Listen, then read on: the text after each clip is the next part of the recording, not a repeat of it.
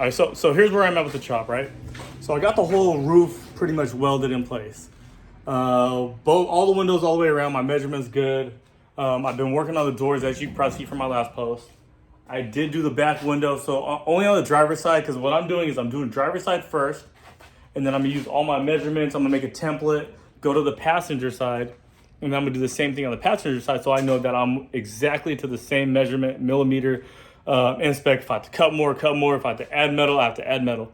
So if you see right here in the doors, I had to do all my relief cuts because I had to get the same angle, because it used to be straight up and down. So if you remember, it was one here, one here. So now I'm at an angle because I did the relief cut here, relief cut here, relief cut here, and then relief cut here. So what you got to do in here is you got to do a nice thin slice right here, and then down here, and then you have to shape in the metal, right? And I got to do the same thing on the actual window itself. So up here, I have to cut right here, and I have to angle this, because on my front doors, if you remember how I took that section out, for example, this is gonna go here, and say that's my door right there, right? So that's my door.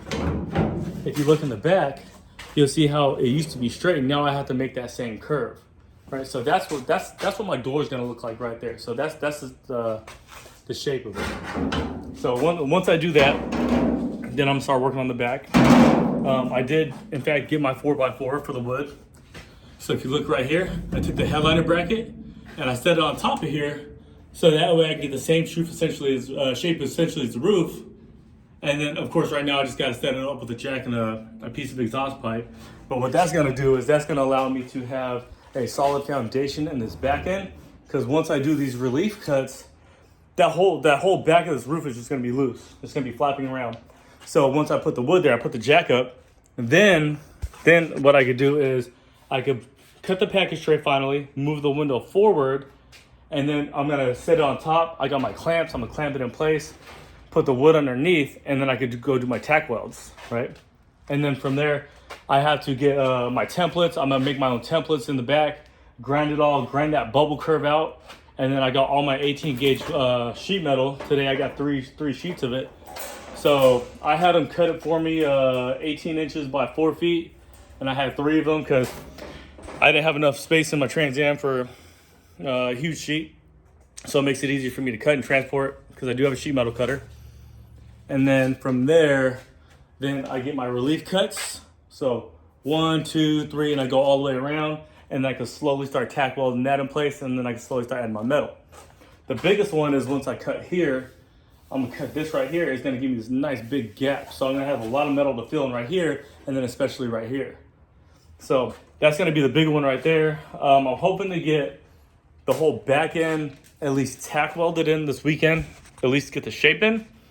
And then once I get the shape in, of course, I still have to come back and I have to add metal here, and I have to start welding the rest of this in place. But at least I got the foundation ready. At least I got this window done, right? So then I could transfer my template to the passenger side. And then again, at least I got that support. So now I'm officially ready to move my back window forward, but I didn't want to move the back window forward until I did everything I needed to do on the side. So 100% mocked up, 100% ready. Back window's cutting out this weekend. And then hopefully I'll have another video, probably end of the weekend, late next week, of something that's gonna go happen back here with some updates. So as of right now, the chop is really, really good progress, because I think I'm a few weeks in officially. But as far as like the door, that's exactly what the door is gonna look like. That's what the shape is. And honestly, it's looking pretty fucking good for me never doing any metal fabrication or body work or anything in this nature. But that's my look. That's the whole reason for me building this car, because this is my dream car. And then after I get all that done, I gotta do all my grinding, and then I need to try and get the sandblasted so I can get all this little paint and stuff on here. Then I can get it primered, and then I can get it prepped for a car show season next year. So a lot of work to be done. What I need to do after all this is, I still got my motor in here, still got the LS motor. Then I'm gonna start doing floorboards. I got my rocker panels that I have in the garage that I'm gonna be cutting out the rocker panels, and I'm gonna be replacing these. Once the rocker panels and the floor is done, I'm gonna get the whole floor primered, get some carpet laid down, or at least some dynomat. I'm gonna start wiring, exhaust, and I'm gonna get this motor running. So hopefully by end of summer, I'll have all the body work done as far as metal fabrication, and then I'll have it running by end of summer. That's the goal. If I don't have it running by end of summer, it's gonna be going into closer towards the end of the year, but it is gonna be running and driving for next year, and that's a guarantee.